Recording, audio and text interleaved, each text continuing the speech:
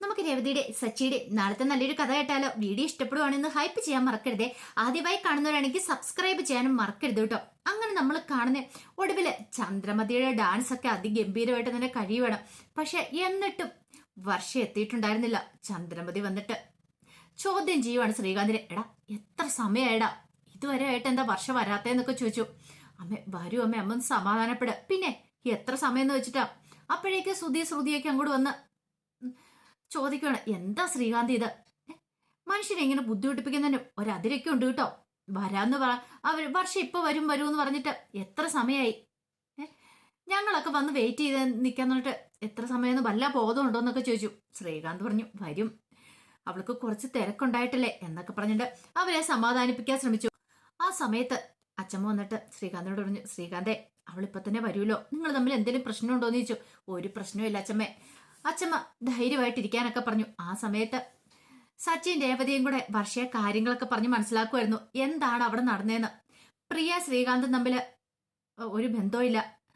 പ്രിയക്കൊരു accident ഉണ്ടായ സമയത്താണ് അങ്ങനെയൊക്കെ സംഭവിച്ച് ഹോസ്പിറ്റലിൽ കൊണ്ടുപോയിട്ട് എടുത്തുകൊണ്ട് പോയതാണ്. കാര്യങ്ങളൊക്കെ പറഞ്ഞു കഴിഞ്ഞപ്പോഴത്തേനും വർഷയ്ക്ക് ഏകദേശമൊക്കെ മനസ്സിലായി തന്റെ ഭാഗത്തായിരുന്നു തെറ്റ്. താൻ ഒരു വാക്കെങ്കിലും ചോദിക്കണമായിരുന്നു. പക്ഷെ ചോദിച്ചില്ല. ചോദിക്കുമായിരുന്നെങ്കിൽ ഇന്ന് ഈ പ്രശ്നങ്ങളൊക്കെ ഉണ്ടാകത്തില്ലായിരുന്നു. പിന്നീട് വർഷയോട് സച്ചി പറഞ്ഞു, ശ്രീകാന്തിനെ കുറിച്ച് അറിയത്തില്ലാത്തോണ്ടാ, അവന്റെ മനസ്സെന്നറിയും നീ മാത്രമേ ഉള്ളൂ, അവിടെ വേറൊരു പെൺകുട്ടിക്ക് സ്ഥാനമില്ല, അവനെ ഞങ്ങൾക്ക് നന്നായിട്ട് അറിയാന്നൊക്കെ പറഞ്ഞു. വർഷ പറഞ്ഞു, സോറി സച്ചേട്ടാ, എന്റെ ഭാഗത്താ തെറ്റ, ഞാൻ കാര്യങ്ങളൊക്കെ ചോദിച്ച് മനസ്സിലാക്കണമായിരുന്നു, അത് ചെയ്തില്ല. സാരമില്ല, നമുക്ക് എത്രയും പെട്ടെന്ന് പോകാന്ന് പറഞ്ഞു. അങ്ങനെ അവര് തിരികെ പോരുവാണ്. ഇതേ സമയത്ത് അച്ഛമ്മ എന്ത് ചെയ്തു, ഒരു പണി കൊടുക്കാൻ തീരുമാനിച്ചു. മഹിമയും മസൂദനൊക്കെ ഭയങ്കര സന്തോഷം ഇങ്ങനെ ഇരിക്കുവാണ്. കുറെ സമയമായി ഒരുമാതിരി ആക്കിയുള്ള വർത്താനം ചിരിയും കളിയാക്കലും ഒക്കെയാ. ചന്ദ്രമതി ഡാൻസ് കളിച്ചപ്പോഴും അത് തന്നെയായിരുന്നു. അച്ഛൻ പറഞ്ഞു, ഇനിയിപ്പൊ കുറച്ച് സമയം മഹിമയും കൂടെ ഡാൻസ് കളിക്കട്ടെ, മഹിമയ്ക്ക് ഡാൻസ് കളിക്കാൻ അറിയാൻ പാടില്ല എന്നൊക്കെ ചോദിച്ചു. മഹിമ പെട്ടുപോയി. എന്ത് ചെയ്യാൻ പറ്റും? മഹിമ പറഞ്ഞു, അത് പിന്നെ ഞാന് അതെ, ചെന്ന് മഹിമയും കൂടെ ഡാൻസ് കളിക്കുക. ചന്ദ്രമതി വിളിച്ചു, എനിക്കറിയാവുന്ന സ്റ്റെപ്പൊക്കെ ഞാൻ പറഞ്ഞു തരാന്ന് പറഞ്ഞു. മഹിമ അറിയത്തില്ലെന്ന് പറഞ്ഞു ഒഴിഞ്ഞു മാറാൻ ശ്രമിച്ചു. പക്ഷെ സമ്മതിച്ചില്ല.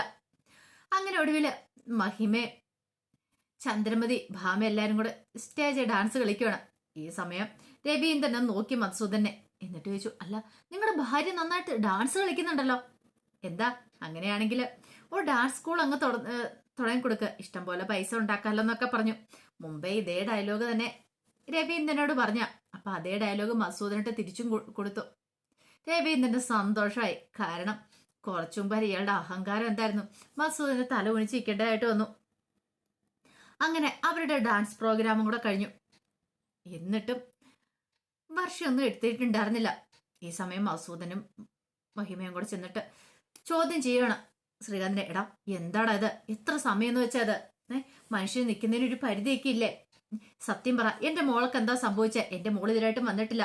നീ വിളിച്ചവരൊക്കെ വന്നു, നിന്റെ ഫ്രണ്ട്സ് വന്നു, വീട്ടുകാർ വന്നു, ബന്ധുക്കാർ വന്നു, എന്നിട്ടും അവൾ ഇതിലായിട്ട് വന്നിട്ടില്ല. അവൾക്ക് എന്തോ സംഭവിച്ചിട്ടുണ്ട്. ഞങ്ങൾ വിളിച്ചിട്ട് കോള് പോലും എടുക്കുന്നില്ല. സത്യം പറഞ്ഞു, അതാ നിനക്ക് നല്ലത്, അല്ല ഇപ്പൊ ഞങ്ങൾ പോലീസിനെ വിളിക്കും, അതാ ഇതാന്നൊക്കെ പറഞ്ഞിട്ട് കുറെ അങ്ങോട്ട് പറയാണ്. അപ്പോഴേക്കും ശ്രീകാന്ത് പറഞ്ഞേ, അങ്ങനെയൊന്നുമില്ല അങ്കിളെ, അതൊക്കെ അങ്കിളുടെ വെറും തോന്നൽ മാത്രം, അവളിപ്പൊ തന്നെ വരും, അങ്ങനെയൊക്കെ പറഞ്ഞ് സമാധാനിപ്പിക്കുകയാണ്. പക്ഷേ എങ്കിൽ അതൊന്നും കേട്ടിട്ട് അവർക്കൊരു ആശ്വാസമായില്ല. ശ്രീകാന്തിനാണ് ടെൻഷൻ. സച്ചിനെയും രേവതയും വിളിച്ചിട്ടാണെങ്കിൽ കിട്ടുന്നുമില്ല. ദൈവമേ, ഇനിയിപ്പോൾ വർഷയെ കാണാതിരിക്കോ? വർഷ എങ്ങാനും എവിടേക്കെങ്കിലും പോയി കാണോ? വർഷയുടെ സ്വഭാവം വെച്ച് ദേഷ്യം വന്നിട്ടുണ്ടെങ്കിൽ അവള് എന്ത് ചെയ്യാനും മടിക്കില്ല, എങ്ങോട്ട് വേണേലും അങ്ങനെ എന്തെങ്കിലും പോയിട്ടുണ്ടെങ്കിൽ നാണം കിടും വിളിച്ചു വരുത്തിയവരുടെ മുന്നിൽ. അങ്ങനെ ടെൻഷൻ അടിച്ചിരിക്കുമ്പോഴത്തേനുമാണ് വർഷയും സച്ചിൻ രേവതിയും കൂടെ വരുന്നത്. വർഷം നല്ല സുന്ദരിയായിട്ട് ഒരുങ്ങിയിട്ടുണ്ടായിരുന്നു, നല്ല ഭംഗിയുണ്ടായിരുന്നു ഡ്രസ്സൊക്കെ കാണാനായിട്ട്. അങ്ങനെ വർഷം അങ്ങോട്ട് വന്നു കഴിയുമ്പോഴത്തേനുമാണ് ശ്രീകാന്തിന് ഒരു സമാധാനം വന്നേ. പെട്ടെന്ന് മഹിമയും മധുസൂദനൊക്കെ ചെന്നിട്ട് വർഷയുടെ കയ്യിൽ അങ്ങോട്ട് പിടിച്ചു, മോളെ, നീ ഇത് എവിടെയായിരുന്നു? എത്ര സമയം ഞങ്ങൾ വെയിറ്റ് ചെയ്ത് നിൽക്കുന്നേ? നീ ഇത് എന്ത് പരിപാടിയെ കാണിച്ചെന്ന് ചോദിച്ചു. അച്ഛാ, അത് പിന്നെ ഞാന് ആ സമയത്ത് സച്ചിൻ്റെ അവധിയും കൂടെ പരസ്പരം നോക്കുവാണ്. അപ്പോഴേക്കും വർഷം പറഞ്ഞു, അതെ, എൻ്റെ ഡ്രസ്സ് ഉണ്ടല്ലോ, ഒന്ന് തയ്ച്ചു കിട്ടാൻ കുറച്ച് ലേറ്റായി, അപ്പൊ അതുകൊണ്ട് എത്ര ലേറ്റ് ആയത്, ഞാൻ വന്നല്ലോ അച്ഛാ. അതെ, ഇനിയിപ്പൊ സമയം കളയാതെ കേക്ക് കട്ട് ചെയ്യാന്നൊക്കെ സച്ചി പറഞ്ഞു. പക്ഷെ മഹിമയുടെ മധുസൂദന്റെ മുഖം അങ്ങോട്ട് തെളിഞ്ഞില്ല. അവർക്ക് എന്തൊക്കെയോ സംശയങ്ങൾ തോന്നി. അവരങ്ങോട്ട് പോയി കഴിഞ്ഞപ്പോഴത്തേന് ചന്ദ്രമതി വന്നിട്ട് വർഷയോട് ചോദിച്ചു, ഇത് എവിടെ പോയതിരിക്കുമായിരുന്നു മോളെ? ഞങ്ങൾ എത്ര സമയം വെയിറ്റ് ചെയ്തിരിക്കുന്ന അറിയാവോ? ശ്രുതി പറഞ്ഞു, അതെങ്ങനെയാ? സമയത്തിന്റെ വിലയില്ലാത്തോട് പറഞ്ഞിട്ട് കാര്യമില്ലോ. ബാക്കിയുള്ളവരെല്ലാം വിളിച്ച് മുഷിപ്പിക്കല്ലേ ഇത്ര നേരം സമയം ചെയ്തേ. ഞങ്ങൾ എത്ര സമയം വെയിറ്റ് ചെയ്ത് നിൽക്കുന്നേ. ഞങ്ങളുടെ സമയത്തിന് എന്തൊരു വിലയില്ലേ? ശ്രുതിയുടെ സ്വഭാവം അറിയാലോ, ചുമ്മാ ഒരുമാതിരി ചൊറിയ സ്വഭാവമാണ്. എപ്പോഴും ഇങ്ങനെ ചൊറിഞ്ഞോണ്ടിരിക്കും, മറ്റുള്ളവരെ ഇറിറ്റേറ്റ് ചെയ്തോണ്ടിരിക്കും. വർഷ അങ്ങനെ വിട്ടുകൊടുക്കാൻ ഉദ്ദേശിച്ചിട്ടുണ്ടായിരുന്നില്ല. വർഷയുടെ സ്വഭാവമില്ല, ഉരുളയ്ക്ക് ഉപ്പേര് പോലെ വർഷം മറുപടി പറയുകയും ചെയ്യും. വർഷ പറഞ്ഞ് സുധിയേട്ടന് അത്ര തിരക്കുണ്ടായിരുന്നെങ്കിൽ നിൽക്കേണ്ട കാര്യം ഉണ്ടായിരുന്നില്ലോ, സുധിയേട്ടന് പോകാൻ പാടില്ലായിരുന്നു എന്ന് ചോദിച്ചു. അത്രയ്ക്ക് പ്രതീക്ഷിച്ചിട്ടുണ്ടായിരുന്നില്ല ശ്രുതി. അപ്പോഴേക്കും ശ്രുതി പറഞ്ഞു, ഇതെന്ത് വർത്താനാ വർഷ പറയണേ? നിങ്ങളെ വിളിച്ചിട്ടല്ലേ ഞാൻ വന്നേ, ഞാനും ശ്രുതിയും വന്നേ, അപ്പൊ ഇങ്ങനെയൊക്കെയാണോ പറയണെന്ന് ചോദിച്ചു. ഓ അല്ല പിന്നെ ശ്രുതിയേട്ടൻ പറയുന്നതിന് ശ്രുതിയേടത്തേക്ക് കുഴപ്പമില്ലെന്ന് ചോദിച്ചു. അതെ, എന്തെങ്കിലും കാരണം ഉണ്ടായിട്ടായിരിക്കുമല്ലോ ഇത്ര ലേറ്റ് ആവുന്നേ. അപ്പോഴേക്കും രേവതി പറഞ്ഞു, ഇനി ഇവിടെ കിടന്ന് അടിയൊന്നും ഉണ്ടാക്കണ്ട, ബാ സമയം കളയാതെ കേക്ക് കട്ടിയാന്നൊക്കെ പറഞ്ഞു. അങ്ങനെ ഒടുവില് സന്തോഷത്തോട് കൂടിയിട്ട് ശ്രീകാന്തും വർഷം കേക്ക് കട്ടിയാനായിട്ട് നിൽക്കണം. രണ്ടുപേർക്കും ഭയങ്കര സന്തോഷമായിരുന്നു. കേക്ക് കട്ടിയാൻ തുടങ്ങുന്നതിന് മുമ്പ് തന്നെ വർഷം, എനിക്കതിന് മുമ്പ് രണ്ടു വാക്ക് സംസാരിക്കാണ്ട്. ഞങ്ങള് കല്യാണം കഴിഞ്ഞിട്ട് 1 വർഷമായി. ഞാനൊരിക്കലും പ്രതീക്ഷിച്ചിട്ടുണ്ടായിരുന്നില്ല. ഞങ്ങൾ തമ്മിൽ കുറച്ച് അടിയും പ്രശ്നങ്ങളൊക്കെ ഇടയ്ക്കിടയ്ക്ക് ഉണ്ടാവും, ചില്ലറ പിണക്കങ്ങളും കാര്യങ്ങളൊക്കെ ഉണ്ടാവും. പക്ഷെ അത് നീണ്ടു പോവാറില്ല. ഒന്നെങ്കിൽ അവന് അല്ല ഞാൻ കോംപ്രമൈസ് ആക്കുകയും ചെയ്യും. കുടുംബജീവിതം ആകുമ്പോഴും അങ്ങനെയാണല്ലോ. പിന്നെ ഇത്തിരി വലിയ പഴക്കങ്ങളും കാര്യങ്ങളൊക്കെ ആണെങ്കിൽ അത് ഞങ്ങളുടെ പ്രശ്നങ്ങൾ തീർക്കാനായിട്ട് രേവതി അടുത്ത് എപ്പോഴും വരാറുണ്ട്. ഞങ്ങളുടെ ജീവിതത്തിൽ ഏറ്റവും പ്രധാന പങ്ക് വഹിക്കുന്ന 2 ആൾക്കാരാണ് സച്ചേണ്ണൻ രേവതി ചേച്ചി എന്ന് പറഞ്ഞു. ഞങ്ങളുടെ ജീവിതം ഇവിടം വരെ എത്തി നിൽക്കാൻ കാരണം അവരാണ്. അല്ലെങ്കിൽ ഞങ്ങളുടെ വിവാഹത്തിന് വേണ്ടിയിട്ട് ഒത്തിരി കഷ്ടപ്പെട്ട ആളാണല്ലോ രേവതി അടുത്തിന് ശ്രീകാന്തും പറയണം. അത് കേട്ടപ്പോൾ ശ്രുതിക്കൊന്നും ഒട്ടും കൂടി ഇഷ്ടപ്പെട്ടിട്ടുണ്ടായിരുന്നില്ല. കാരണം അവരെ പുകഴ്ത്തി പറയുന്ന പണ്ടോട്ട് ഇഷ്ടപ്പെടില്ലല്ലോ. അതുപോലെ തന്നെയായിരുന്നു മഹിമയുടെ, മധുസൂദന്റെ, ചന്ദ്രമതിയുടെയും കാര്യങ്ങള്. ഈ സമയത്ത് വർഷ പറഞ്ഞു, ഞാൻ ആ വീട്ടിലേക്ക് വന്നതിന് ശേഷം എനിക്ക് ഒരു ചേച്ചീനെ കിട്ടി, നല്ലൊരു ചേച്ചി, നേർവഴിക്ക് നയിക്കാനായിട്ട്, കാര്യങ്ങളൊക്കെ നല്ല രീതിയിൽ പറഞ്ഞ് മനസ്സിലാക്കി തരാനായിട്ട് എന്നൊക്കെ പറഞ്ഞ് രേവതിയെ പുകഴ്ത്തോണം. അതുപോലെ തന്നെ സച്ചിയെ നല്ല രീതിയിൽ തന്നെ. കാരണം ഇപ്പോഴീ ഫംഗ്ഷൻ നടക്കുന്നതിനും പ്രധാന കാരണം അവരാണ്. അവര് പോയി അന്വേഷിച്ച് കണ്ടുപിടിച്ച് വന്നില്ലായിരുന്നെങ്കിൽ ഇതൊന്നും നടക്കില്ലായിരുന്നു. പക്ഷെ കാര്യങ്ങളൊക്കെ പറഞ്ഞ് മനസ്സിലാക്കിയില്ലായിരുന്നെങ്കിൽ. അങ്ങനെ ഒടുവിൽ അവര് കേക്ക് കട്ട് ചെയ്ത് പരസ്പരം കൊടുക്കുകയാണ്. എല്ലാവർക്കും ഭയങ്കര സന്തോഷമായി. അതിനുശേഷം ഗിഫ്റ്റ് കൊടുക്കുന്ന ചടങ്ങായിരുന്നു. ഓരോരുത്തരെല്ലാം ഗിഫ്റ്റ് കൊണ്ടേ കൊടുത്തു. രവീന്ദ്രനും കൊണ്ടേ ഗിഫ്റ്റ് ഒക്കെ കൊടുത്തു. അതുപോലെ തന്നെ വലിയ ഡയമണ്ട് ഒക്കെ നെക്ലേസും കാര്യങ്ങളൊക്കെ ആയിരുന്നു മഹിമയും മധുസൂദനും കൊണ്ടേ കൊടുത്തേ.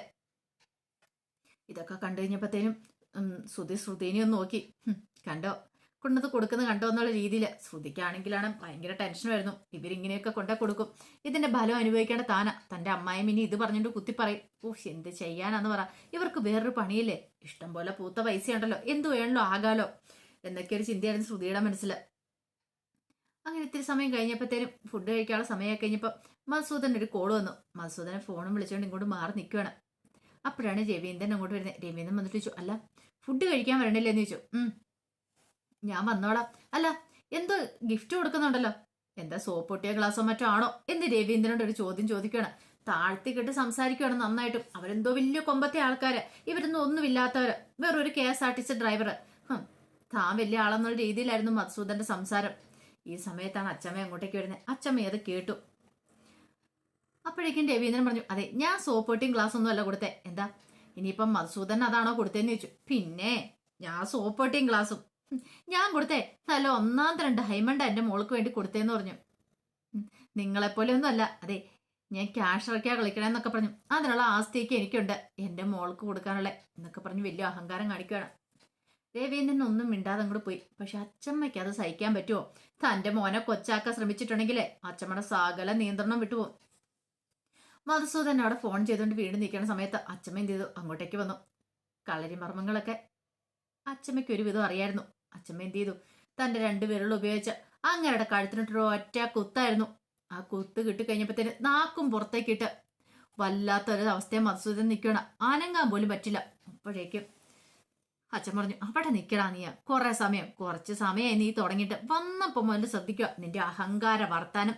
നിനക്ക് ഞാൻ വാണിങ് തന്ന ഇനി ഇങ്ങനെ ഇത് ആവർത്തിക്കരുതെന്ന്. പക്ഷെ നിന്റെ തലയിലേക്ക് കയറില്ലല്ലേ, അപ്പൊ അതിനുള്ള പണിയാ നിനക്കിട്ട് ഞാൻ തരുന്നതെന്ന് പറഞ്ഞിട്ടാണ് കൊടുത്തത്. എന്തേലും പറയാനോ ചെയ്യാനോ പറ്റുമോ? കിട്ടിയത് തന്നെയല്ലേ. വല്ലാത്തൊരവസ്ഥയായി പോയി മധുസൂദന്. അപ്പോഴേക്ക് സച്ചി അങ്ങോട്ടേക്ക് വന്നു. സച്ചു നോക്കിയപ്പോ ഇങ്ങനെ നിൽക്കുന്നുണ്ട് മധുസൂദന്. എന്താ അച്ഛമ്മ, എന്താ കാര്യം എന്ന് ചോദിച്ചു. അതെ അവനിട്ടൊരു ചെറിയൊരു പണി കൊടുത്ത മർമ്മം തീർത്ത് ഒരെണ്ണം കൊടുത്തു.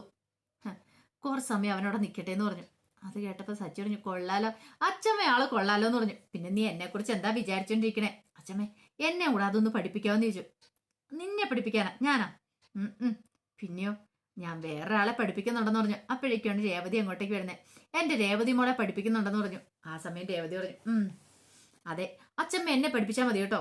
ചില സമയത്തെ ചിലർക്കൊക്കെ ഇതുപോലെ ചില ഇളക്കങ്ങളും കാര്യങ്ങളൊക്കെ ഉണ്ട്. അപ്പം മർമ്മമൊക്കെ അറിഞ്ഞിരിക്കുന്ന നല്ലതാ. മർമ്മവിദ്യ എനിക്കും പ്രയോഗിക്കാൻ പറ്റുമെന്ന് പറഞ്ഞു.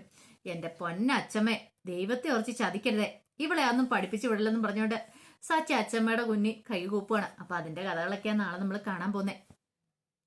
ആ കഥകൾക്കായി നമുക്ക് എല്ലാവർക്കും കാത്തിരിക്കാട്ടോ. ഒരിക്കൽ കൂടി എല്ലാവർക്കും ശുഭദിനം നേർന്നുകൊണ്ട് നിർത്തുന്നു. നന്ദി.